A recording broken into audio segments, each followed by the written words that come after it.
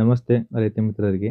ನಾವು ಶುಂಠಿ ಬೀಜದ ಆಯ್ಕೆ ಹಾಗೂ ಭೂಮಿ ತಯಾರಿ ಎಷ್ಟು ಮುಖ್ಯವೋ, ಅದೇ ರೀತಿ ಶುಂಠಿಯ ಬೀಜೋಪಚಾರ ಕೂಡ ಅಷ್ಟೇ ಮುಖ್ಯವಾಗಿರುತ್ತೆ. ಹಾಸನದ ಇಂಡೋಫಿಲ್ ಕಂಪನಿಯ ಪ್ರಸನ್ನ ಸರ್ ಅವರು ಯಾವ ರೀತಿ ಶುಂಠಿಯನ್ನು ಬೀಜೋಪಚಾರ ಮಾಡಬೇಕು ಅಂತೇಳಿ ಈ ವಿಡಿಯೋದಲ್ಲಿ ತಿಳಿಸಿಕೊಟ್ಟಿದ್ದಾರೆ. ದಯವಿಟ್ಟು ವಿಡಿಯೋವನ್ನು ಸಂಪೂರ್ಣವಾಗಿ ನೋಡಿ. ಶುಂಠಿಯ ಬೀಜೋಪಚಾರ ತುಂಬಾ ಮುಖ್ಯವಾಗುತ್ತೆ. ಈ ವಿಡಿಯೋವನ್ನು ಎಲ್ಲೂ ಕೂಡ ಸ್ಕಿಪ್ ಮಾಡ್ದಲೇ ನೋಡಿ, ಉತ್ತಮವಾದ ಮಾಹಿತಿ ಇದೆ. ಸೊ ಈ ಥರ ಇದನ್ನು ಮಾಡಿದ್ದೇನೆ ಸೀದಾ ಇಲ್ಲಿ ಬಿಡಿ.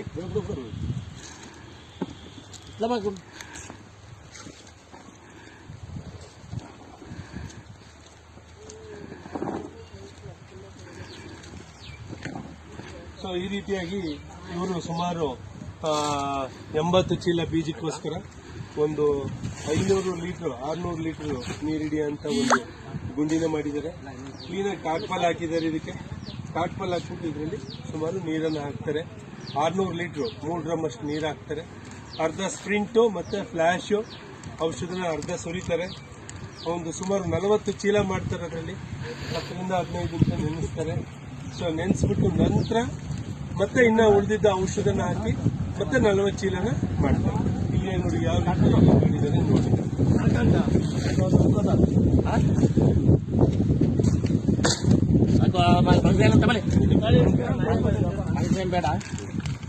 ಸೊ ಈ ರೀತಿ ರೈತರು ಫ್ಲ್ಯಾಶು ಮತ್ತೆ ಇದನ್ನ ಫ್ಲ್ಯಾಶ್ ಹಾಕಿದ್ದಾರೆ. ಸ್ಪ್ರಿಂಟು ಆಯ್ತಾ, ಇವತ್ತು ಟ್ರೀಟ್ಮೆಂಟ್ ಮಾಡ್ತಾ ಇದ್ದಾರೆ ರೈತರಿಗೆ. ಫಸ್ಟ್ ಈ ಕಡೆ ರೈತರು ಈ ಸರಿ ಹಾಕ್ತಾ ಇದ್ದಾರೆ. ಬೀಜೋಪಚಾರ ಸ್ಟಾರ್ಟ್ ಮಾಡಿದೆ. ಕರೆಕ್ಟ್ ಟೈಮು ಅಂತ ಹೇಳಿದ್ರೆ ನಾಟಿ ಮಾಡೋದಕ್ಕೆ ಮಾರ್ಚಲ್ಲಿ, ದಯವಿಟ್ಟು ಮಾರ್ಚ್ ಒಳಗಡೆ ಕೂಡ ಎಲ್ಲರೂ ನಾಟಿ ಮಾಡ್ಕೋಬೇಕು. ಈ ಮಂತಲ್ಲಿ ಬೀಜೋಪಚಾರ ಮಾಡಬೇಕು. ಒಂದ್ ನಮಸ್ತೆ, ಬನ್ನಿ. ಸೊ ಈ ರೀತಿಯಾಗಿ ನಮ್ಮ ರೈತರು ನಮ್ಮ ಮಾರ್ಗದರ್ಶನ ಪ್ರಕಾರ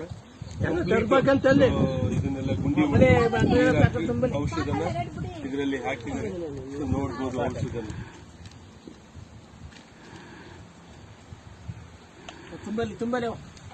ಸ್ವಲ್ಪ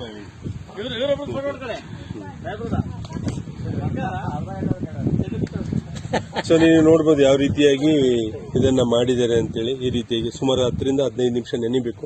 ನಂತರ ಇದನ್ನು ತೆಗೆದುಬಿಟ್ಟು ನೆರಳಲ್ಲಿ ಒಣಗಿಸ್ಬೇಕು.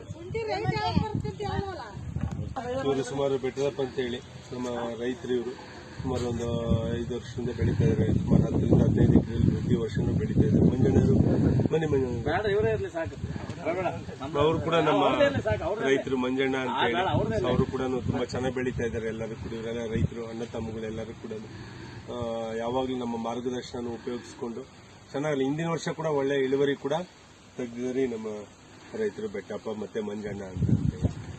ಸೊ ನಮಸ್ಕಾರ ರೈತರು, ಚೆನ್ನಾಗಿ ಬೆಳೀರಿ, ಒಳ್ಳೆ ಇಳುವರಿ ತಗೊಂಡು.